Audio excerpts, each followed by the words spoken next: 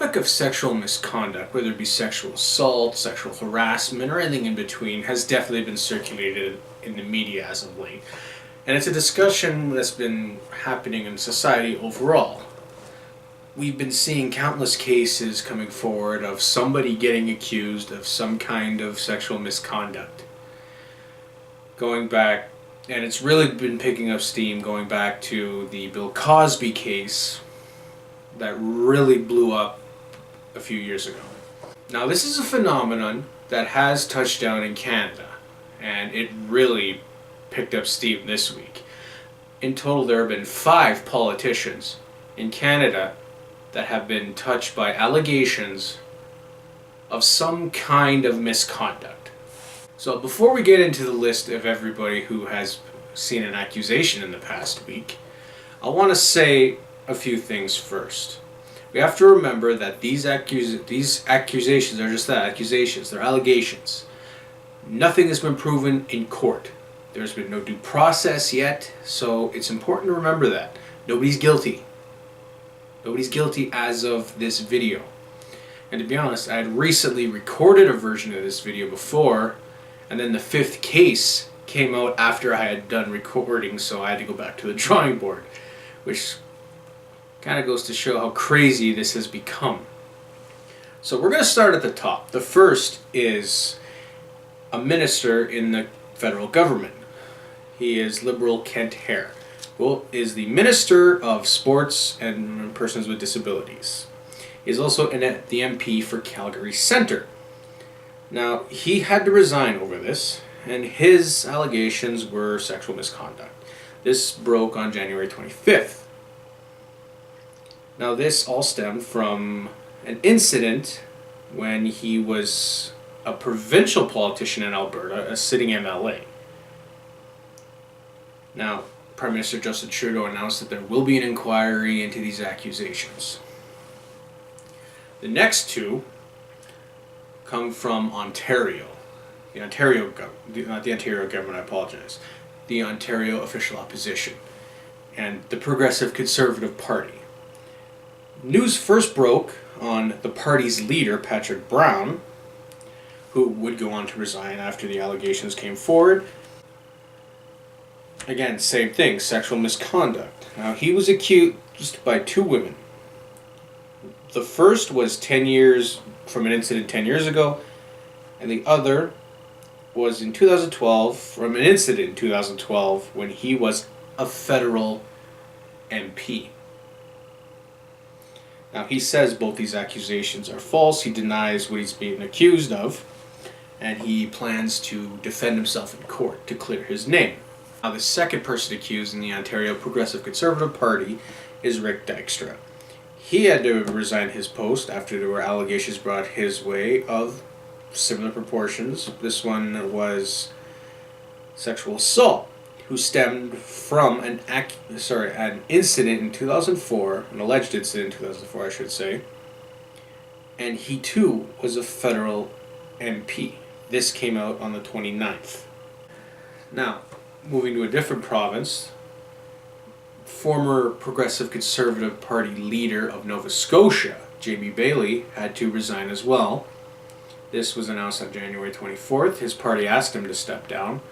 He's also the MLA for Cumberland South. Now, this one's a little different. He was asked to resign and the allegations are inappropriate behavior. It's listed as inappropriate behavior.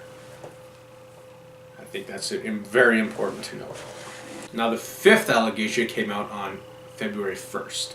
It is an allegation against a sitting MP for the New Democratic Party, Mr. Aaron Weir. He's also the MP for Regina Leuven. Apologies if I massacred that. Anyway, he has been accused of harassment. Now, in media reports it said harassment of some female co-workers. But that just being said, it said harassment. I think that's very important to note. They're not using the same language. The NDP has announced that there will be an inquiry into these allegations, and Weir has said he looks forward to it because he feels it'll be proved that he's innocent. So why am I talking about this? Well, there seems to be a lot of these accusations coming forward ever since it all blew up with Bill Cosby. There's been allegations against President Donald Trump, there's been allegations against former President Bill Clinton, and there's the Harvey Weinstein affair, then there's the allegations against Kevin Spacey, then Danny Masterson, Aziz Ansari, and now in the span of a week, essentially, when it was announced with Kent Hare on the 25th, actually it started with Jamie Bailey on the 24th, then Kent Hare on the 25th, followed by Patrick Brown on the 25th as well, then Dykstra on the 29th, and then February 1st, Aaron Weir. This is, call me skeptical, call me cynical. This does raise some concern to me. Now, this isn't saying that I am feeling these allegations are false or that they're legitimate. I don't know, I wasn't there. I can't presume to judge anything. All I know is, for me at least, when so many of these accusations come forward, some very much might be true, and some very much might not. And that's how I'm feeling right now, is I don't know what to think. What could be true, what isn't true. But what I do know is, it doesn't take a wild leap to think that some of these accusations could be political tactics to discredit an opponent. Because think about it. This, in politics, an allegation like this being hung over your head is something the opposition can use to beat you into the ground and destroy your reputation. And that's a very important thing. When it's just allegations, when nothing has actually been proven, to drag somebody's reputation into the mud and effectively destroy it on allegations, nothing proven, that should concern us. Because right now it does very much look like there could be potential that these allegations could be used as weapons, like they've been weaponized. We don't have any evidence that these allegations are malevolent attacks on somebody.